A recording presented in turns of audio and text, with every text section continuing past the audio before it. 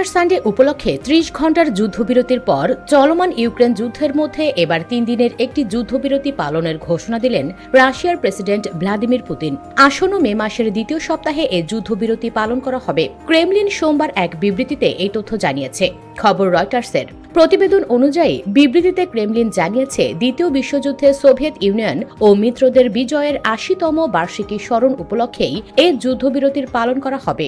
বিবৃতিতে জানানো হয়, স্থানীয় সময় আগামী ৭ মে দিবাগত রাত ১২টা ১ মিনিট থেকে ১০ মে রাত ১২টা পর্যন্ত মোট ৭২ ঘণ্টা এই যুদ্ধবিরতি বলবৎ থাকবে। ইউক্রেনকেও এই যুদ্ধবিরতি যথাযথভাবে পালনের আহ্বান জানানো হয়েছে রাশিয়ার পক্ষ থেকে।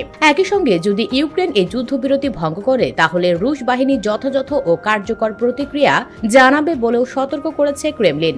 প্রেক্ষাপট: রাশিয়া এবং সাবেক সোভিয়েত প্রজাতন্ত্রের নিয়ন্ত্রণে থাকা বেশিরভাগ দেশে ৯ মে বিজয় দিবস হিসেবে উদযাপিত হয়। দিবসটি দ্বিতীয় বিশ্বযুদ্ধে নাৎসি জার্মানির আত্মসমর্পণের স্মরণে পালিত হয় এবং সোভিয়েত ইউনিয়নের বিশাল আত্মত্যাগ ও বিজয়ের প্রতীক। এবছর এই বিজয় দিবস উদযাপন বিশেষভাবে তাৎপর্যপূর্ণ, কারণ এটি যুদ্ধের ৮০তম বার্ষিকী। তবে চলমান যুদ্ধের প্রেক্ষাপটে ইউক্রেন এবং রাশিয়ার সম্পর্কের যে উত্তেজনা চলছে, তার মধ্যে এই যুদ্ধবিরতির আহ্বান আন্তর্জাতিক মহলে বিশেষ মনোযোগ কেড়েছে।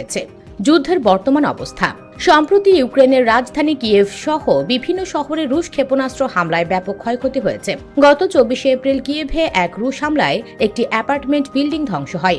এখনও সেখানে নিখোঁজদের উদ্ধার তৎপরতা চলমান। আন্তর্জাতিক প্রতিক্রিয়া: এদিকে এখনো পর্যন্ত ইউক্রেনের সরকার আনুষ্ঠানিকভাবে রাশিয়ার এই যুদ্ধবিরতির আহ্বানে সাড়া দেয়নি। অন্যদিকে পশ্চিমা দেশগুলো এই যুদ্ধবিরতির ঘোষণাকে একটি কৌশলগত চাল হিসেবেই দেখছে। তাদের মতে, রাশিয়া নিজেকে শান্তির পক্ষপাতী হিসেবে উপস্থাপন করতে চাইছে। US Bengal desk.